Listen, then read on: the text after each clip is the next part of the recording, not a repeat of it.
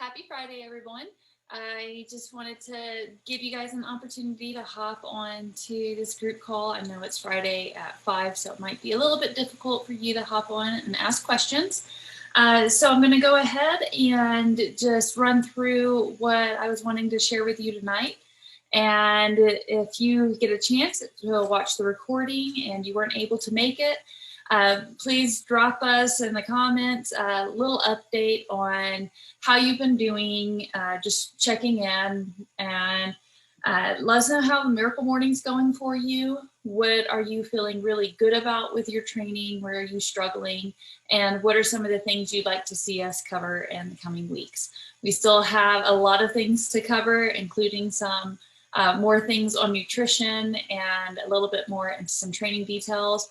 And tomorrow, I believe, we're doing a myofascial release or foam rolling workout. I'll be doing that live on Facebook. So if you're able to join me then, that's a great recovery workout that you can do. Something that you should even consider doing either before, after, or in my case, I do it before and after all of my workouts. So with that, I wanted to talk a little bit about understanding your limits. There's a lot of you that, of course, life is getting in the way, so we have to shuffle some things around in your training schedule. That's totally fine. We just want to make sure that we are making up for any missed workouts within about that same week. We want to try to get it as close as possible. That's why there's a lot of rest days built in. Again, it's a beginner program, so if you can't even complete the entire workout, at least go try to do as much as you can. And that's going to be better than just giving up and not doing it at all. But the other side is we get really excited when we start doing these workouts. We have something new. We're starting to experience the results. They're getting a little harder. We're feeling challenged. It's exciting. So sometimes people feel like they can give more, and then they start to push a little too much. Those of you who are starting to do a few extra workouts, I know we've been communicating through Training Peaks, and that's a great way to just check in. Want to make sure that you're not overdoing anything. Recovery is the place that we're going to gain most of our fitness. I'll explain it just really briefly. When we're out working out, whether it's lifting weights or running, we're putting a strain on our body. And through sleep and recovery, that's when our body is able to actually take a time out and make those adaptations to the new strains that we're putting on it, these new demands that we're putting on it through our training. So that's why recovery is so important to your overall fitness goals, to not overtraining, and to your health. It helps us to not only get that mental break from everything, but it also helps us to give our body the chance to reduce the inflammation, to get everything packaged where it needs to be, and allows us the opportunity to experience those gains. So make sure you're not going through every day, just going balls to the wall on it, because you're going to burn out really quickly. You could really only sustain that, especially as a more novice runner or athlete, for a few weeks before you're going to start experiencing symptoms of overtraining or mental burnout. So I wanted to give you a quick reminder to, it's awesome to be excited, but make sure you aren't pushing too far and you're giving your body a chance to rest. Overtraining is actually going to be more destructive to you than to undertrain. A quick example, I got really excited about, I guess it's about 3 years ago now, with my bike training. And I was super excited to do 50 miles a day, and I wasn't taking breaks, and I was working out in the gym and squeezing in as much as possible. I had a great season lined up. And in a matter of 6 weeks, I messed up the piriformis, which is basically a muscle that connects your leg to your butt. And it took me out for the bulk of the season. And even to this day, I still get pain, and I have to do extra training now to overcome some of those injuries I caused myself by overtraining. And that was 3 years ago. So just be aware that's something that can happen. And it's better to give yourself a break when in doubt than to push yourself at this point. We're going to make the assumption that we all still have a lot to learn about our bodies, and we can communicate one-on-one to determine if you should be pushing or if you should be taking a break. It's okay to do active recovery, and what that means is more lighter activities, things that aren't going to put as much strain on your cardiovascular system, on your muscular system, things like a gentle yoga, stretching, a walk, maybe even an easy hike, even an easy bike ride, nothing that's getting your heart rate too crazy or too long. Those can be good, gentle recovery exercises. So if you're wanting to continue to do a little bit more activities on those rest days, I would opt for something like that to allow your body the chance to recover by reducing your overall strain. And then I've noticed this in a few different people's Training Peaks accounts for their workouts. You want to make sure you're listening to your body and know when to push harder, but also know when to slow down and know when to stop. There's a few of you that have made notes that you started a run and something didn't feel right halfway through, so you stopped early. And I want to say, great job. That's exactly what you should be doing at this point. Listen to your body. Take into account what we talked about earlier about bad pain versus good pain.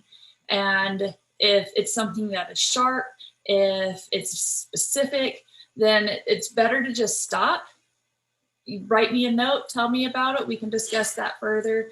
But take a quick break and don't push yourself through that to cause yourself any kind of injuries. Same thing, there's a couple people who said, I didn't expect it to be so cold when I went out running, and you stopped early. That's totally fine.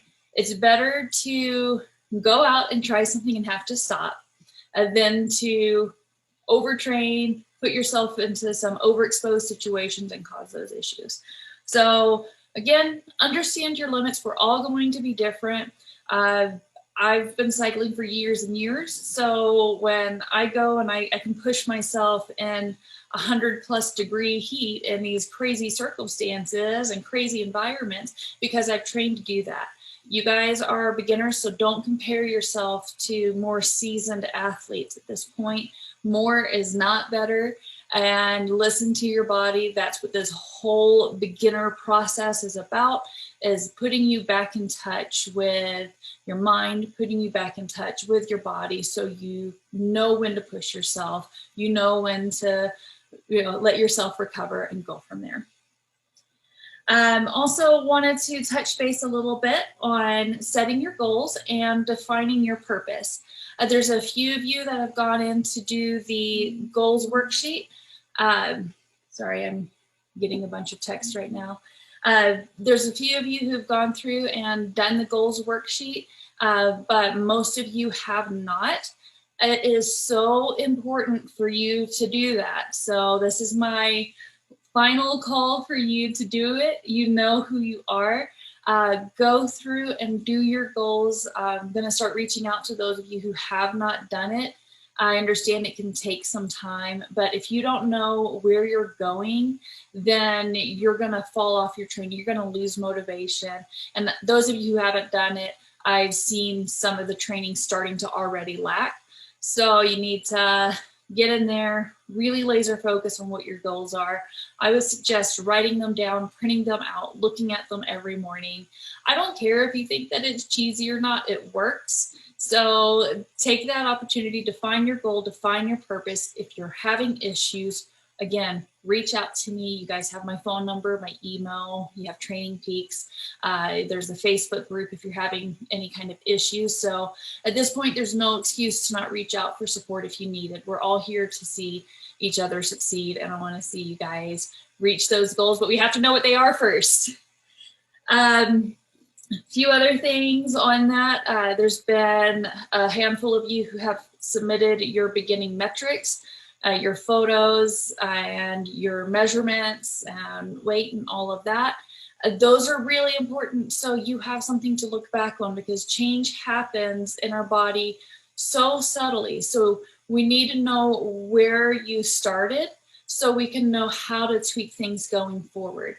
So again, please, if you didn't do it last week, or if you were shy or embarrassed, like, go back and get that submitted. The information is going to be in your Training Peaks account. I'll give you guys another day or two to get that done before I start hounding you individually. That's something that we absolutely need to have done. They are a very important benchmark for us going forward. A few of you have reached out, said there's been some issues with your device syncing to Training Peaks. So I wanted to go over a couple common issues and some troubleshooting things with you and give you a resource. Training Peaks did have a little bit of an issue earlier this week for about a day and a half, almost 2 days. I couldn't even access anything.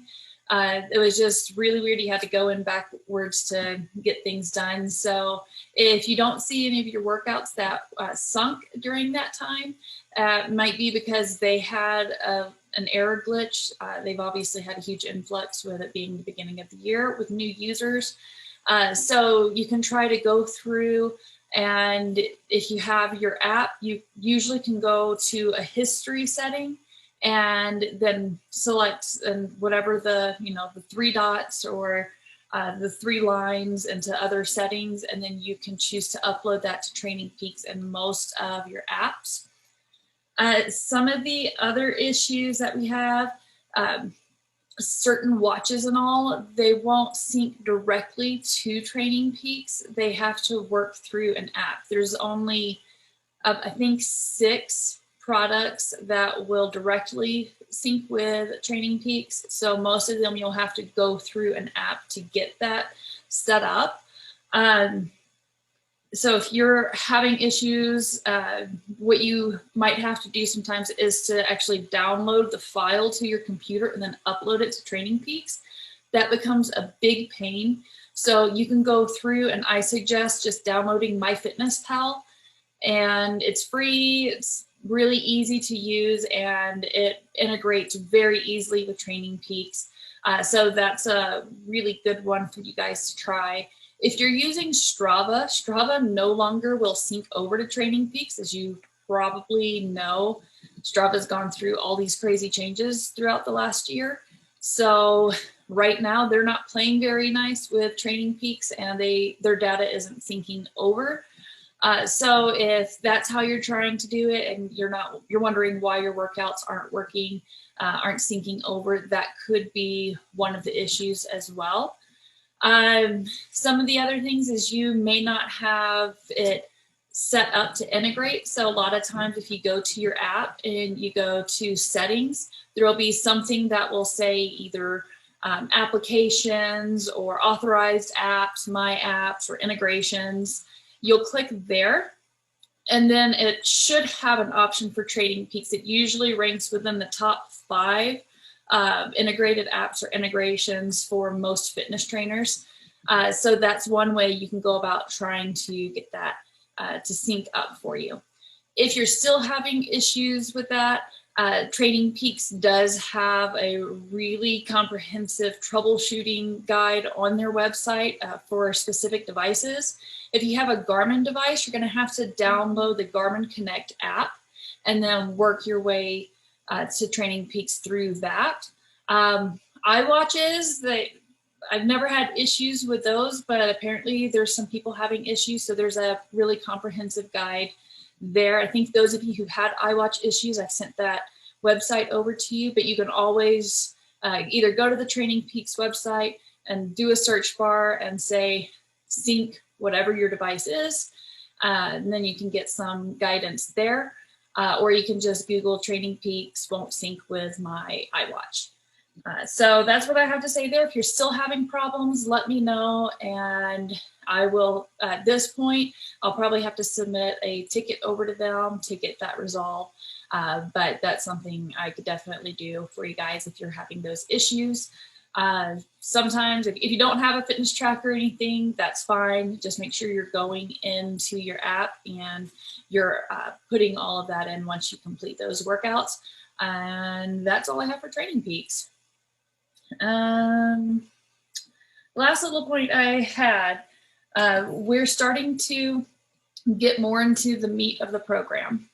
So you've had a little bit over a week to get your body reacquainted to running and all. So as you're probably noticing, the workouts are getting more intense. Your recovery periods are getting a little bit shorter. Your running intervals are getting a little bit longer. That's gonna start making you have to sweat a little bit more. That is natural to have the intensity increase. What we're trying to do is reduce your training volume. So the amount of hour, the amount of times that you're training, and then we're trying to increase the intensity. So we're building up your engine, your body's capability to get you to that 5K result just a little bit faster without taking up too much of your time. So those higher intensities, they're going to be coming. My suggestion is if you're going all out and giving everything you have in these intervals, you're going to be really tired and you're probably not going to recover fully in between. The best thing you can do is think about pacing yourself. If you know you have 6 interval sets coming up, don't go all out on the first interval set. You should always be pushing hardest at the last set. So take the time to run at a pace that you think is going to be sustainable for the entire time in your first set. If after your first set you think you have a little bit more, the second set, ramp it up a little bit, go a little bit faster, push just a little bit harder. Use that recovery time after the second set to reevaluate, do I think I could do that again and make it all the way through my final set? If not, slow down the next set. And use each of those interval and recovery periods as a chance to listen to your body and assess yourself. When you get to that final set, that final interval, that's where you need to be pushing everything you have. And that's where we're trying to build our engine. We're trying to train our body to pace itself and to push hard at the end. It's similar to when you're doing a race. It is a race training strategy. Races aren't won by whoever's the fastest off the blocks, fastest out the gate. The races are won by whoever's the fastest to cross the finish line. And as you notice, people usually pick up the pace once they see that finish line. So that's what we're trying to emulate here. It also teaches you to mentally learn how to listen to your body and pace and reassess yourself. That's something important that we do not only in fitness, but we need to be doing in our everyday lives. I think we all can use just a little bit more patience. So with that, those intensity intervals, again, they're going to be hitting you hard. Keep pushing through. If something hurts, stop, bring it back. If you want to and you think that it's something that will get you through your workout, instead of walking during your recoveries, you can do a light jog. Just make sure you're bringing that down a little bit, but keep that intensity up, keep pushing. Make sure you're reaching out early if you have any kind of questions, if you have comments, if you're concerned about anything, if something's hurting.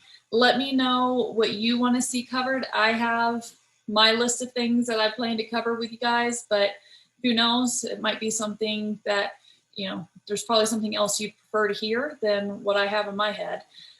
So let me know. Drop us a line again in the comments. Let's know how you're doing, and we will see you here soon. Bye.